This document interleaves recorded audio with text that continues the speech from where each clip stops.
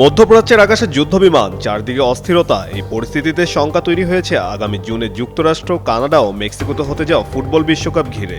Iran জুড়ে মার্কিন ও Israeli বিমান হামলার পর উত্তেজনা এখন চরমে। ইরান রেড ক্রিসেন্টের তথ্য অনুযায়ী এসব হামলায় এখন পর্যন্ত 555 জন নিহত হয়েছেন। এর মধ্যে ইরানের সর্বোচ্চ ধর্মীয় নেতা আয়াতুল্লাহ আলী খামেনির মৃত্যুর খবর পরিস্থিতিকে আরও জটিল করে তুলেছে। ফলে প্রশ্ন উঠছে, এই অবস্থায় ইরান কি আদৌ বিশ্বকাপে অংশ নেবে?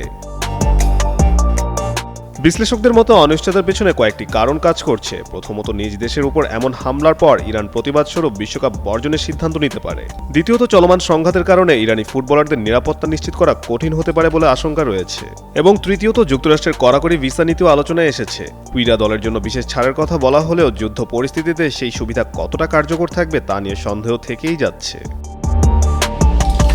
বিশ্ব ফুটবলের নিয়ন্ত্রণ সংস্থা ফিফা অবশ্য এখনও আশাবাদী অবস্থানে রয়েছে। ফিফা জানিয়েছে, সবার অংশগ্রহণ নিশ্চিত করে একটি নিরাপদ বিশ্বকাপ আয়োজনই তাদের লক্ষ্য। বিশ্বকাপ সূচিতে এখনও কোনো পরিবর্তন আনা হয়নি বলেও জানা গেছে।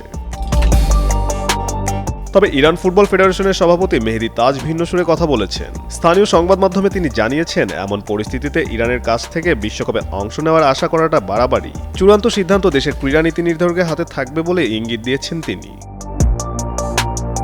যুদ্ধের এই অনিশ্চয়তার মাঝে এখন প্রশ্ন, ফুটবল উৎসবে কি দেখা যাবে ইরানকে?